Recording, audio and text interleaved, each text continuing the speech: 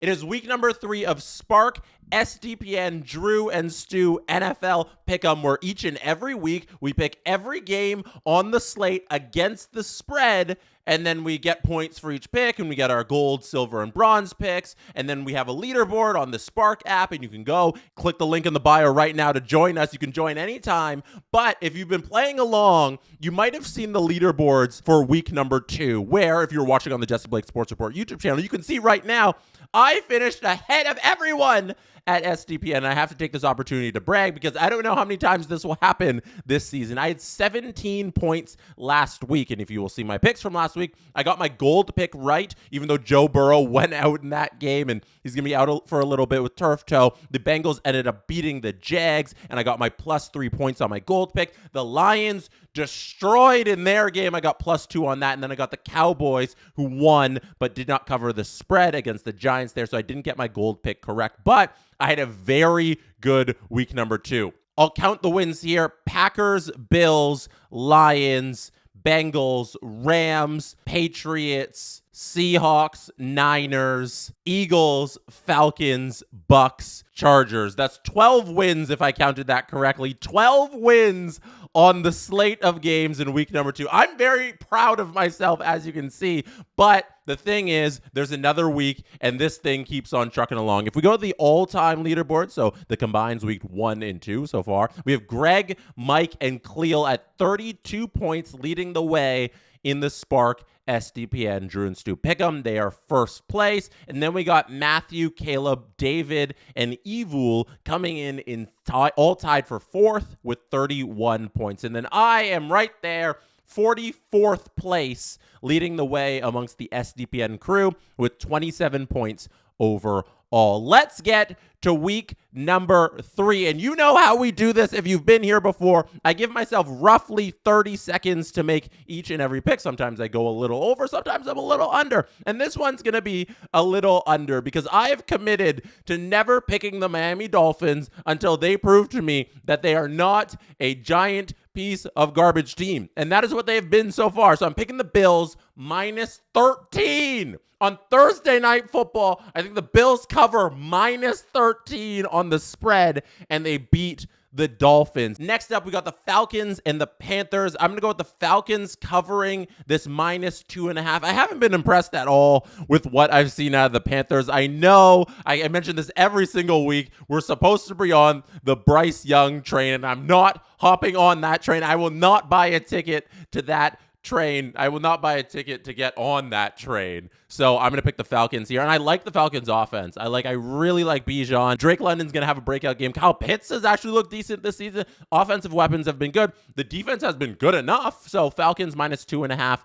Next up, Bengals, Vikings. This one's tough. I'm going to go with Jake Browning here, +1.5 against the Vikings. That's Bengals +1.5 over the Vikings. JJ McCarthy is going to be out with an injury for the Vikings, so it's going to be a battle of the backup quarterback. I'm going to trust Jake Browning in this situation. I'm actually surprised that the Bengals are underdogs here because I think they're the better team overall. So I'm just going to, whenever I see an underdog that I'm like, oh, I think that team overall is kind of better. And I know you get a little bit of points because you're the home team there, the Vikings are, but I'm feeling the Bengals win this one. They pull out another miracle, and they go 2-1 on the year to start the season. So Bengals +1.5 there. Packers, Browns. I'm going to go with the Packers here because I think they might be the best team in the NFL. Everything I've seen so far this season so far with the Packers has led me to believe that they do not have a weakness. They are great on defense. They are great on special teams. They're well coached. Their offense is fantastic. They have a fantastic quarterback. Their running back's good. They have a committee of wide receivers. They don't have a star wide receiver to complain and get in the way as star wide receivers love to do. I think the Packers have something special here. So I'm going to just pick them to cover this -8.5 spread over the Cleveland Browns, who are not good. So Packers -8.5 over the Browns there is my pick. The Texans and Jags. I'm going to go with the Jags here, -1.5. I'm like so out on CJ Stroud right now.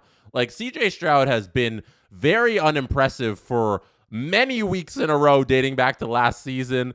And I just need something out of Stroud before I'm going to give him any love here. And the Jags have played decent this year. They hang in that game that they played against the Bengals last week. They won in week 1 against a bad Carolina team. I don't think the Jags are a bad team. I think they're a middling team. And I think they can beat a team like Houston, especially at home. And Houston coming off the short week playing on Monday Night Football. So I'm going to go with the Jags -1.5 at home against the Texans. Next up, this is my gold pick of the week. The Indianapolis Colts -3 over the Tennessee Titans. If you look at all of the offensive statistics across the NFL, the Colts rank in like the top 5 in everything. They've been the best offensive team so far this season. I'm going to lean on them until Danny Dimes proves me wrong. I think the Colts have something kind of nice going on here, and I don't know if the Titans are good enough, even at home with +3, to cover the spread here against the Colts, who have been cooking and who are not getting enough love. So I am here to show the Colts some love and select them -3 over the Titans. Next up, Rams, Eagles. This is a hard one, but for me on this one, it's going to be a little how I picked the Bills and how I picked the Packers, and now I'm going to pick the Eagles. I think these top teams in the NFC and AFC are just so far away ahead of the lower level teams. I think there is a tier here with these really good teams. I think the Bills are in a tier with the Packers and the Eagles, who are just like so far ahead of the rest of the teams in football that they can just beat up on whoever and cover these spreads that the books have them at. So I'm going to go Eagles -4 over the Rams. Even though I do like the Rams, I do think they're an underrated team. They're an underrated offense. I think they're going to be in the playoffs and maybe do some damage in the playoffs. But I'm going to go Eagles this week in week number 3, -4 over the Rams. Next up, Raiders, Commanders. This is a really tough line the book put on this game right here. Raiders +6.5 against the Commanders. This is right on the line of where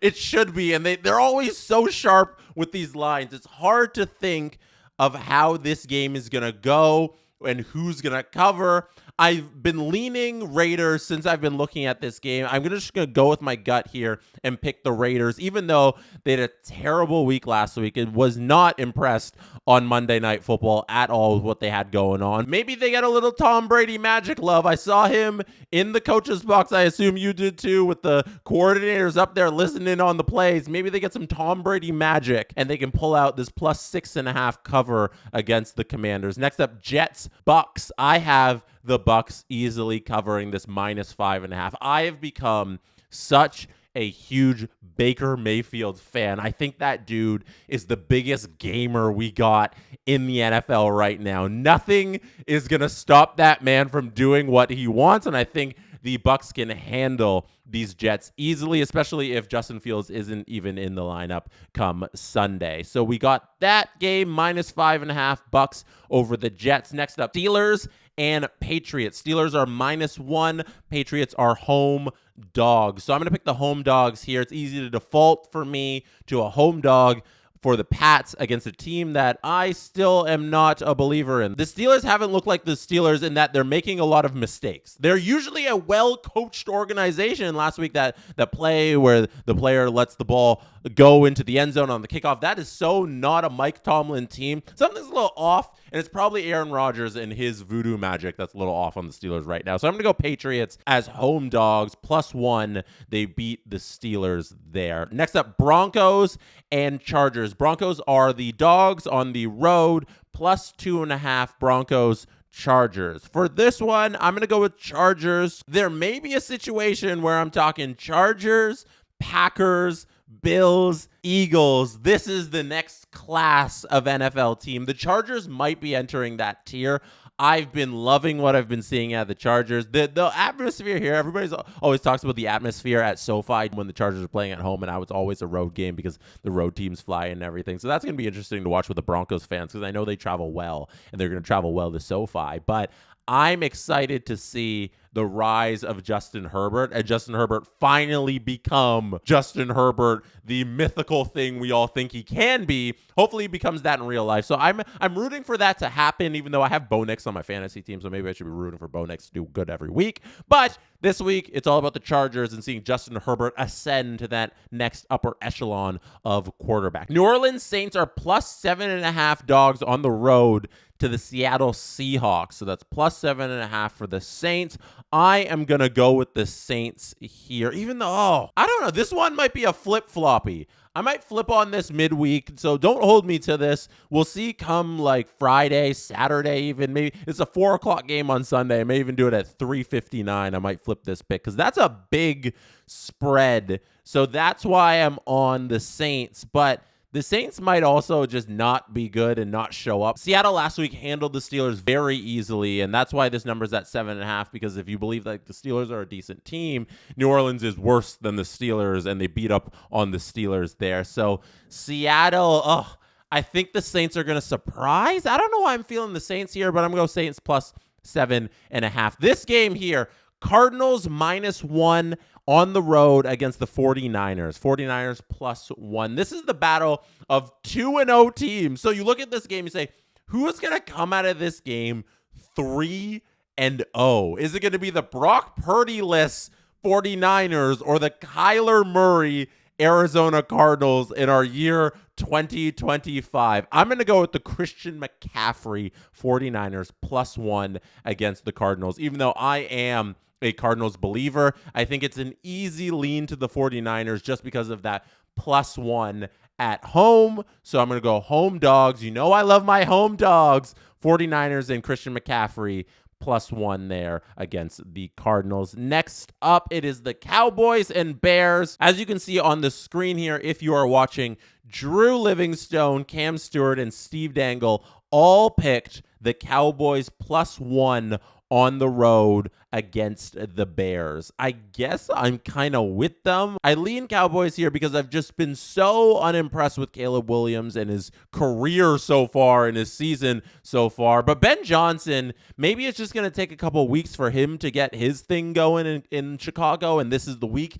that everything comes together at home. Cowboys on the road. I can see the Cowboys at home traveling to Chicago, go in there, losing this game after that dramatic win last week. So I'm going to flip here. I was on Cowboys in my mind, and now that I'm talking it out, I'm going Bears -1 at home over Cowboys. Next up, this is an easy one.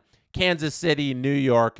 Chiefs aren't going 0-3. This is the biggest, easiest money line pick that you can make this week. Everybody's going to be on it. You're not going to get any juice on this. The action's going to be terrible. Your bet's going to probably win. You're not going to make a lot unless you throw a lot on it. Chiefs money line is your easy bet. Chiefs -5.5 is a more difficult bet, but I think they beat the New York Giants. I think they cover that -5.5 spread. Chiefs over Giants. Last pick of the week. It is the Detroit Lions against the Baltimore Ravens. What a Monday night we have next Monday. After a dud of 2 games last Monday, we got a good one on our hands. This is a tough one to pick. Drew and Cam are both on the Lions. I wrote down here in my preliminary picks the Detroit Lions, and I think I'm going to stick with it, even though this is a hard one to pick. I may flip-flop again come Sunday night, but right now, sticking with the Lions, +6 on the board. This is going to be a real tight game, and I need to pick my bronze and silver picks. This Chiefs bet over the Giants -5.5, I think, has to be my bronze pick. The Chiefs are going to win that game, and let's just hope they win by a touchdown or 6 points. That's to cover the spread. And then my silver pick, I'm looking at that game that the Cards and the 49ers have to see who will remain undefeated. It's going to be San Francisco. I think they win this game. Plus, they're getting some points. So we're going to take the 49ers +1 as our silver pick. And to go over that, it's Colts, 49ers, Chiefs. That's my gold, silver, and bronze picks this week. Those are my picks for the week. That is it for week 3 of Spark SDPN Drew and Stu NFL